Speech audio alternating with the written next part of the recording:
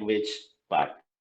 I think my colleague Shrikant, he has recently published that Gandhi book, and he is also a good translator. He will tell you more about the lecture in the other address.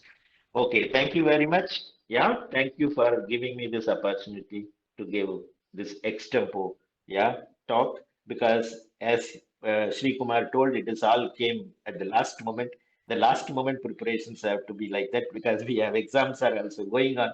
The exam duty you can't, yeah, avoid. Okay, thank you very much for listening. Yeah, Thank you, Professor, for your valuable, wonderful speech regarding the translation. And it is very true that the politics behind it for the selection process. Through Center for Translation, we are intended to bring, there is no kind of, the selection procedure, you have the freedom to select any kind of genre of literature.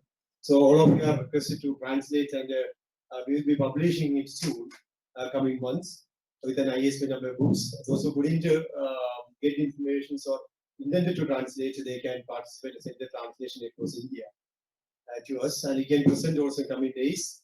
And so we will be permitting this, through the center. We would like to permit everyone to select your own choice of translation with our facilities and investment from the university able to publish it. So that the possibility will be there.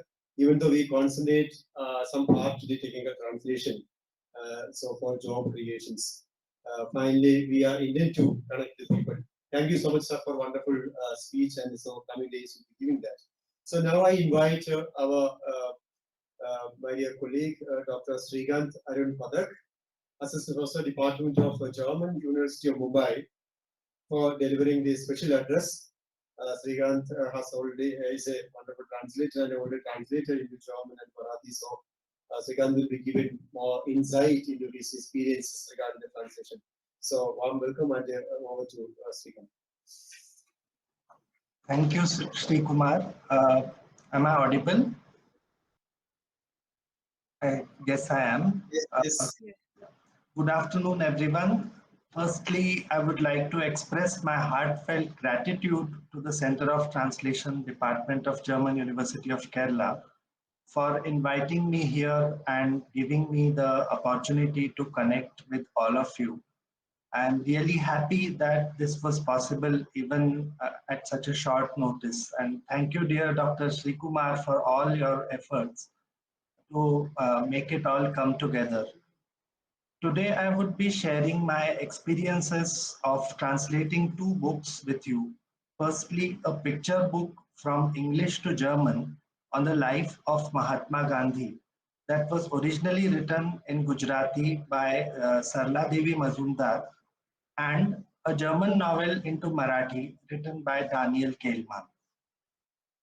Sarla Devi Mazumdar, an artist who had participated in the Indian freedom struggle, created this award-winning book titled Gandhi Chitrakatha in 1969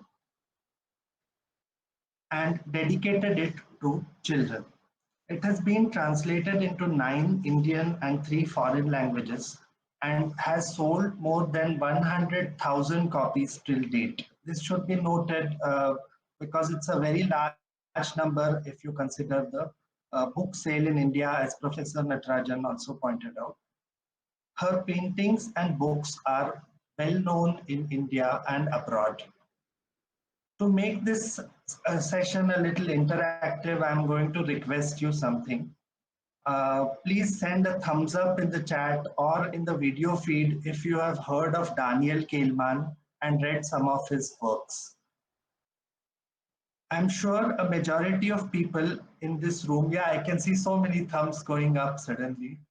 I'm sure a majority of people in this room, this virtual room also, who are from German studies would have done so. In fact, it would be okay if you post your opinions, examples, suggestions, questions in the chat in the course of this address. Those side conversations that my talk initiates will not disturb me, but only add more meaning to what I am saying. Also, it is not my intention to provide answers through this rather kind of online monologue that's happening. I intend to raise several questions here which could set the tone for deliberations through the workshop. It would still be prudent, I know so many of you know Daniel Kahneman, but it would still be prudent to also give a short description of the author here to create a background for today's address. Daniel Kahneman is a German-Austrian writer living in New York and Berlin. He is most known for his novel Die Vermessung der Welt, Measuring the World, published in the year 2005, that has sold more than 2 million copies. He has written several novels, novella, short stories, essays, plays, radio plays. He has also quite a few translations to his credit. It goes without saying that he has received several awards and recognition for his literary work. Now, a little bit about the source texts. Gandhi Chitrakatha or Mahatma Gandhi Bildergeschichten, as the German translation is called, is a colorful book with pictures.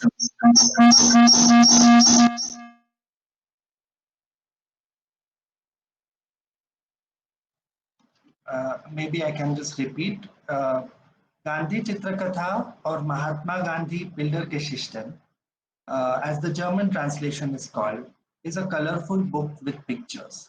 If you include the attractive cover page, there are 27 paintings and 2 sketches in the book created by Sarla Devi Mazumdar herself. So I can just randomly show you a couple of pages like this to give you an idea of how the book is. So on the left side, there is always a picture, and on the right side, there is a text. Each of the painting has a small text narrating a story or an anecdote from the life of Mahatma Gandhi. These stories are meant for children and adults likewise. These stories are inspiring and help one understand and inculcate Gandhian view of life. The inclusion of a poem written by Sarla Devi, actually there are 2 poems, and the song Vaishnavajan that is revered that greatly by Bapuji, makes this book complete and an apt tribute to the father of the nation. Coming to Room or Fame, as it's called in the English translation, is a novel published in the year 2009. Fame, a novel in 9 episodes, as its subtitle goes, has 9 stories closely interwoven with each other, dealing with various aspects of role of mobile telephone, internet, blogs, identity crisis, identity theft, loss of identity, assisted death, suicide, life of writers, human relationships, life of celebrities, extramarital affairs, and lastly also metafictional references to the art of narration. The main characters of the novel are not the same ones in each story. Rather, each story seems to initially be about someone else, giving a feeling of being an independent piece, and yet actions of one character affect the lives of other in such a profound manner that it all fits together, gets interwoven in the fabric of a novel with 9 episodes. Needless to say, I chose to translate this novel not out of any compulsion.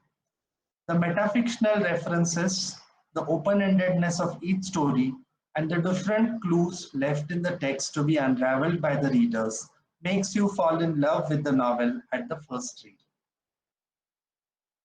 Professor Natarajan laid emphasis on what to translate, so I must also talk a little bit about the source text or the selection of the source text. Sometimes if you are destined to do something, for example, I feel I was destined to translate Gandhi Chitrakatha, then you don't have to look for a text. The text approaches you. A fine gentleman walked into my room one day and asked me whether I would like to translate this book. He showed me an English copy of the book. I had no time and I was already working on another translation, nor did I have the confidence of translating into German. See, we technical translators are routinely discouraged from translating into German. So it is like we hold that German translation name. Yeah. So, and yet I found myself accepting the project 4 days later. I could not just say no to the charm of this kind-hearted gentleman. The decision to translate Room into Marathi was because of the metafictional references. So it was a decision with the application of sound mind, a rather rare phenomenon in today's world addicted with social media and whatnot, that I decided to translate this novel into Marathi. The second draft of this novel is ready, and as one would say in Marathi, further sanskar are being done on the novel to bring it to life, to show it the light of the day. It is being published by Kalasapta Pune, and I have been permitted to share a few tidbits with you from the translation of the novel, with a focus on the ups and downs in this 1.5 year long journey. The very first question that came to my mind before translating was, how do I translate it? Do I translate or do I write the translation on a piece of paper or do I type it out? So somewhere I wanted to avoid the phase of typing out what I have already written. And I mean, probably there is no definitive answer to this. It depends on your preference, your habits.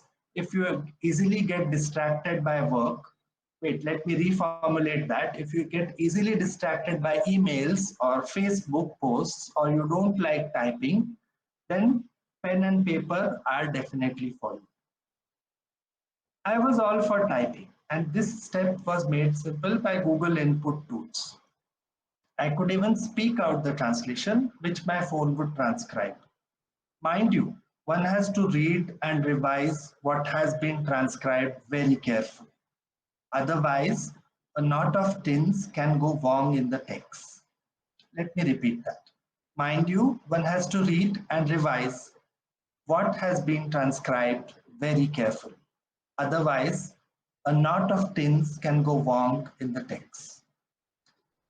If a soft copy is provided by the publisher, as was the case with Gandhi Chitrakatha, then translating by typing online becomes even easier.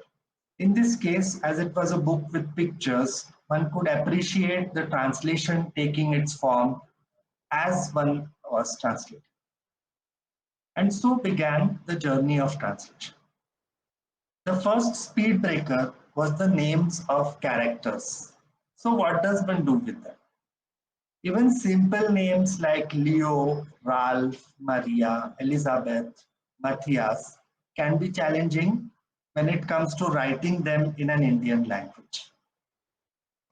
Does one write Elizabeth with Z or Elizabeth with Z in Marathi? Would the Li be Rasva or Dirgha? So these are the kind of problems I encountered. The same problem was encountered with the name Katya. Google input tools does not provide any sensible name way to write this name in Devanagari script. It becomes Katya, Katya, and somehow it is not the way we want it to. The names and surnames in foreign language, in different foreign languages, or we could say foreign language texts, range from those that are difficult to write and pronounce in the target language, right up to those that cannot be palatable or they are outright obscene words in target languages. Gaspard, Lobenmeyer, Mollwitz, Malzacher, Rappencilch, Röbrich, Riedergott, Rubinstein, and our favorite Miguel Auristos Blancos could be mentioned here from my source text. If you want, you could pick up one of these names and type it out in your mother tongue in the chat window there. I will just repeat the names one more time for you to make a selection. Gaspard, Lobenmeyer, Mollwitz, Malzacher, Rappenzelch, Röbrich, Riedergott, Rubinstein, Miguel Auristos Blancos. It might take some time, so I would go ahead and then later on see what all has come into it. Gandhi Chitrakatha includes the names of people from history and mythology. The names of historical personalities could be retained as they are spelled in English. I have no intention to change history as is fashionable today. But those from mythology and names of God should be spelled differently in German so that they are pronounced correctly. One can assume Indian names and surnames are difficult for Germans. Gajendra Gadkar, Mahabaleshwarkar, Kotsargaonkar, Elkunchwar are names that flow like butter over Indian tongues, but might be a bit of a challenge for Germans. From my personal example, I can say I have responded to me being called Sher Khan, the character from Jungle Book film, Jungle Book, Shrikant, the Marathi and Gujarati sweet dish, and also Shrikant. So it may make sense to change the letters using W instead of V, or SCH instead of SH, or DSCH for G. So a word like Vaishnavjan becomes then Vaishnavjan with W, SCH, and DSH, DSCH. Raja Harishchandra could be spelled with SCH. Shiva could be spelled with SCH and W. Also words like Harijan, Swaraj can be spelled in the translation in a way to facilitate being read out correctly in German. At a certain point in translation, I was even pondering whether the G in Gandhiji should be spelled with DSCHI. But then my research showed me that this was not required. Not only is the pronunciation of his name known in Germany, but several words from his philosophy and his way of life, their Satyagraha, their Ashram, the Bhagavad Gita, to name a few, are already a part of the German lexicon. Well, coming back to the foreign sounding words in room, such names can just be replaced with more Indian sounding names if you are convinced about the verdeutschende Methode of translation. Elke could become Alka, Ralph could become Ravi, and so on.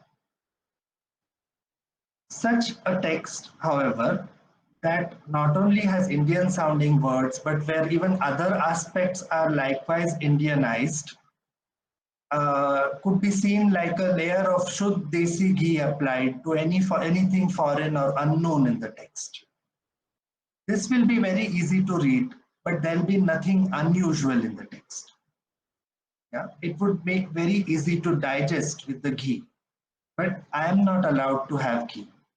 And this sounds mundane and boring. One of the purposes of translating a foreign language text from into an Indian language is to bring something new with it.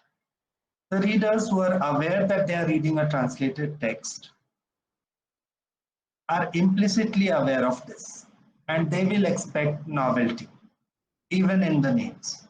And so, since I am more convinced of the verfremdende Methode, my struggle with the names in foreign texts is eternal. Then again, I would not like to get into the theories of translation at this point, as this workshop has a strong focus on the application aspect. But I would like to add here that somewhere the right balance has to be struck between Verdeutschende and Verfremdende. It's a tightrope walk for the translator. If you tilt too much on any one side, then you can vergessen the text. So no Verdeutschen, no Verfremden, it would be vergessen. This struggle doesn't just start and end with the names of characters. What does one do with food items like Wiener Schnitzel, the Vienna schnitzels which are famous from Vienna? What does one do with names of restaurants? clubs, film festivals that are famous in the source culture but are unknown to the target culture. Readers don't read footnotes, certainly not in a novel. And the translator is stuck in a love triangle between cultural aspects in the source text on one side and knowledge and expectation of the target reader on the other, being pulled on both sides, for the translator doesn't want to give up what he or she has discovered in the foreign language and cherished and kept so close to the heart, nor does she want to be abandoned by the reader, scared off by these unknown, threatening sounds made repeatedly by the translator in the text. And it is through this churning every text must go to finally emerge as something thicker, something more substantial, and something more palatable. The next challenge is looking up words in the dictionary. I know Natarajan sir said dictionaries are not required, but his reading level is on a totally different scale and a long way to go for many of us. Although it is strongly recommended to look up words only in a monolingual dictionary while translating literary texts, a rare hybrid like me who oscillates between technical and literary translation, for such mishlings, looking up words in a bilingual dictionary is an addiction. And are such technical translators engaged in literary translation disappointed at the lack of resources, online resources from German to Marathi? This journey happens only via English. And that is like catching a flight from Mumbai to Delhi, which goes via Colombo. One must learn to refer to monolingual dictionaries and then think of words in the native languages. This takes time and patience. We Indians are masters at code mixing, है ना? Our daily conversations have words from many other languages, including English. Does one use these anglicisms in the translation, which are almost omnipresent? Or, no offense meant to any linguist, does one go with a more official word sound coined by some linguist sitting somewhere in a building for the sake of not using the English word? My experience has shown me that a fine balance needs to be struck. A lot of research has to be done on usage of words before jumping onto the Anglicism wagon. We are today so used to English words, you can blame Netflix for it or Amazon Prime or whatever you want to blame for that. But we are so used to using English words, what sounds like an odd word to us today may be a nice literary word. The reason for the word sounding odd could be our lack of reading as a translator. Moreover, the style in the original is paramount to this selection. How odd would a seminal German text sound in German if it were riddled with Anglicisms? To give you an example, to explain my point regarding the selection of words, one of the stories from Room has a first-person narrator who is passionate about writing posts on internet forums.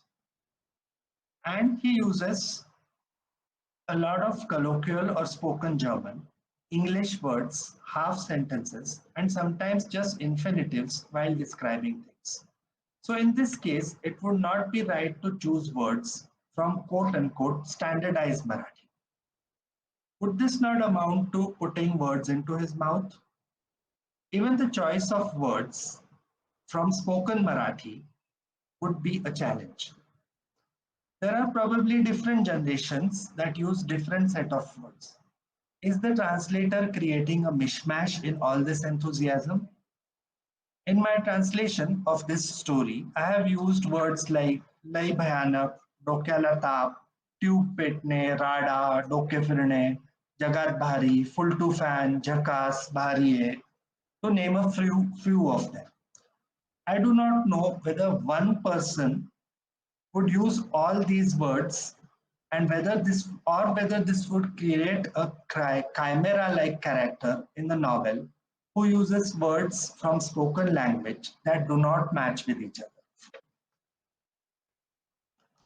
This kind of engagement needs a more detailed study of language. One must also credit One must also give credit to the importance of a reviewer who would find such mismatches and flag them before publication, as was already pointed out in the previous speech. In short, language style, choice of words, techniques like code switching and code mixing need a lot of careful consideration and research before application. Each language has its own syntax. The verb will position itself at a certain place, and other words will dance as if playing a game of musical chairs. And as a cherry on the top, in some languages like German, there will be sentences with verbs where one would not know what it means till one has read the whole sentence. For it is the prefix which likes to separate itself from the verb and position itself at the very end, like a monkey on the farthest branch of a tree, pulling the tail of the reader, wandering like a lion through this forest on a foreign land. Certainly, a translator has to encounter all this and overcome it. All that one could master. One could learn to maneuver through the forests, to juggle the words and produce a sensible sentence in a target language. But what does one do when a sentence doesn't want to end? It goes on and on. Moreover, Germany is a land of thinkers. Making complex sentences out of simple matters can be seen as a way of life. And when that reflects in the text of the author, now I know many of you are thinking of that I will give the example of Thomas Mann for the long sentences or Franz Kafka for the complex structures. So I will not mention them here. I will not start, I will not even start about words that comprise of 8 different words, all joined together to form one monster of a word. It would be like you start reading a word, try to fathom its complexity, and that word smirks at you and thinks, just wait, there are 7 other words behind me. The point is, certain styles are identifiable with certain authors. It is important, albeit very challenging, to show the target audience these styles. Now, what about indirect speech? Let me give you an example here from Room. Quote, Seltsam, sagte eine Frau mit gelangweilter Stimme. So etwas könne überhaupt nicht passieren. Niemand kriege eine Nummer, die schon ein anderer habe. Da gäbe es jede Menge Sicherungen. Quote complete. If it is a few sentences, it is possible to use indirect speech in Marathi. But if a narrator decides to go on narrating long passages in indirect speech, it is something difficult and not very common in Marathi. How does one reproduce it? In Daniel Kehlmann's Vermessung der Welt, Measuring the World, a lot of indirect and direct speech has been applied. And it has a narrative function of changing, for example, after a long passage from indirect speech, if suddenly there is direct speech, then it brings back the attention of the readers to a focal point. So indirect speech here becomes an important stylistic tool which is characteristic of this novel. What does one do here? Is one allowed to change it to direct speech when it is a stylistic element? For that matter, even direct speech is written differently in the two tongues. In German, one prefers that what is said first, followed by who said it. Though one can go both ways in German and have it the other way around too. In Marathi, one prefers what uh, who is saying before what is being said. Example, Elizabeth म्हणाली, comma, quote, अजून वेळ आहे, full stop, quote complete. So this transition could be difficult to sustain for a translator. Some of you may have realized the jibes in my address. These are intentional, not with an intention to offend someone, but to make a point that we are all political beings. Words can be tools, then they can be weapons, and then they can have a healing effect too. The last one being most difficult for many human beings. A translator is also, through his role as a translator, a political being. This can create conflicts in his mind. I'm not talking about the conflicts outside, but in his mind also there could be certain conflicts. What does one do when one doesn't agree with something said in the text? Let me give you a couple of examples from Gandhi Chitrakatha where I faced this conflict. The first is preface of the first edition included in the book, which is written by Kaka Kalelkar. The preface compares paintings or pictures as they are called here with photographs. Quote, it is enough in a characteristic picture of Gandhiji, it is easy to make out his figure.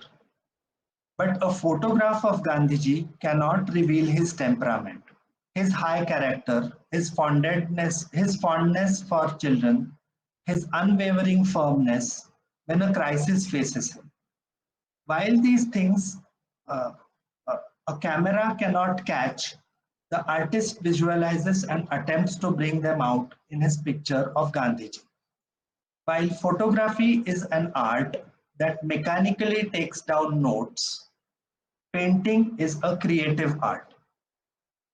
So here one is faced with the dilemma whether to translate such a statement or not.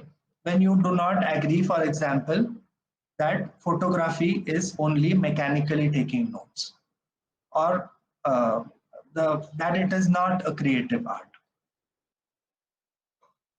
I agree that the text makes it clear that this is Kalelkar's opinion, but as a translator, one needs to have some way of distancing from it.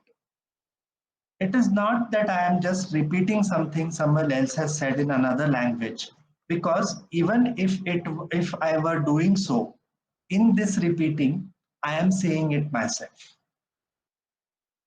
The second case is an anecdote from the life of young Gandhi in South Africa, which shows his courage and compassion. An 8 feet long snake is found in the ashram and caught by the people. Gandhiji ordered the people to let the snake out from the stranglehold. The scene after this is quoted below. Quote, can you imagine what happened? The huge snake simply lay down quietly. Gandhiji sat down quietly by its side and caressed it.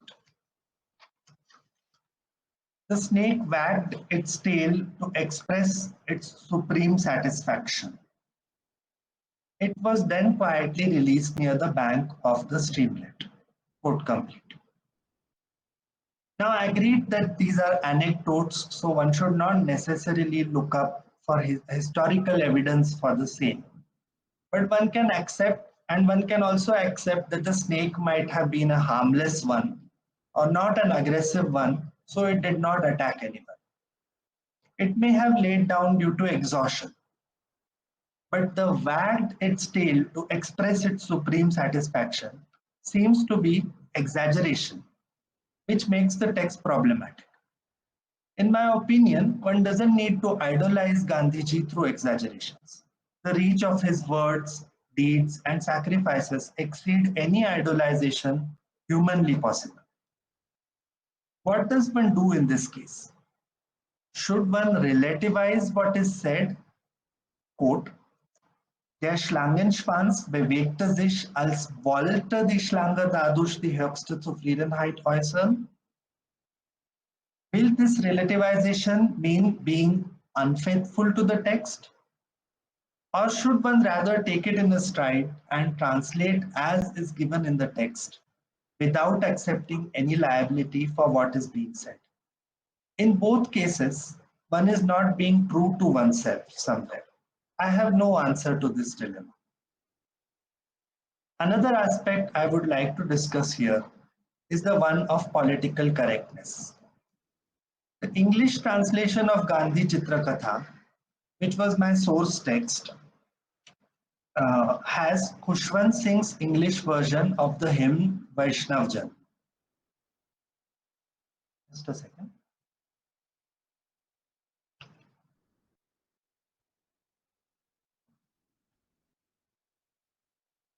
The English version considers Vaishnav Jan to be a godlike man. All the qualities are attributed to a man, and then correspondingly there is a verse which says, quotes, "Blessed is the mother who gives birth to such a son," quote complete. And similarly, the hymn ends with the verses, quote, "Through such a man, Saint Narsiya had a godly vision. Generations to come of such a man will attain salvation," quote complete. Unfortunately, I do not know Gujarati and there was no time to consult an expert, so I could not compare it with the original Gujarati version. But in my opinion, the spirit of the hymn in today's world should not only go with man, rather it should be gender neutral and all inclusive. So in my opinion, the translation, German translation should read, quote, "Gesegnet ist die Mutter, die solch einen Menschen gebärt," quote complete. And the last two verses should read, quote, "Eine göttliche Vision hatte Sankt Narsiya, durch solch einen Menschen werden die kommenden Generationen zum Heiligen," quote complete. Literary translation is also a learning process. The time-consuming research work, which needs a lot of patience, if undertaken diligently, teaches a lot of new things. For example, the word government in the text cannot just be Regierung in German. In this context, it should say the Kolonialverwaltung. These learnings are not just in lexical terms. Translation broadens the horizons of the translator. One has to anticipate what the target reader would not know and then explain it in a context through various means. Dandi and the historical Dandi March is known to Indians, but not necessarily to Germans. This constant putting oneself in in others' shoes, seeing things from a certain viewpoint, and then visualizing them from the other viewpoint is an enriching exercise that broadens one's horizons. The title of the novel can be a tough nut to crack. The emphasis as a translator may change and a literal translation of any title may seem ill-fitting. This may be for various reasons, ranging from the perspectives of the translator, the interpretation or the misinterpretation of the text, or even manipulation of the text.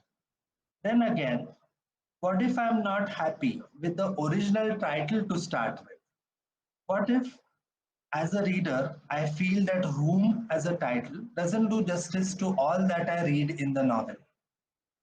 Where does one draw a line and say, being a translator ends here, and beyond this point, one is an author?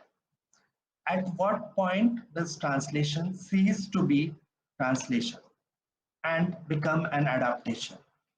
And at what point the translator ceases to be a translator and becomes an author?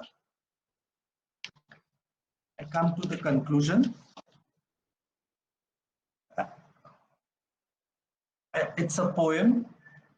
Translate, my dear friends. Initially, it looks difficult, like a slippery slope on a treacherous route. But if you keep at it, you will start enjoying the journey.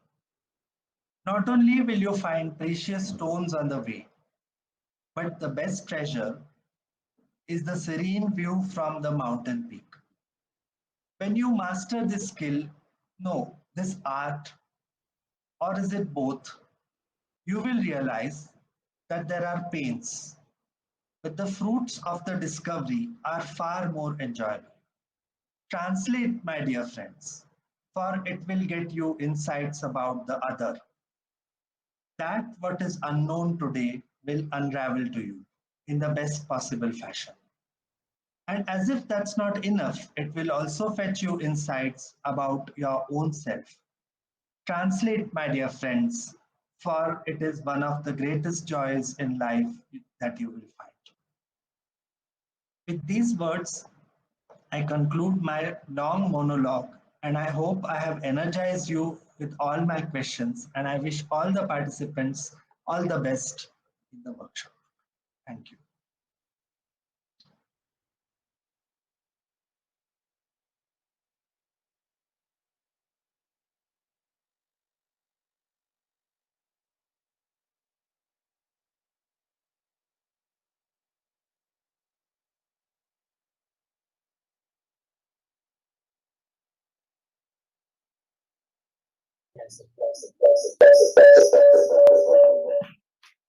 Hello.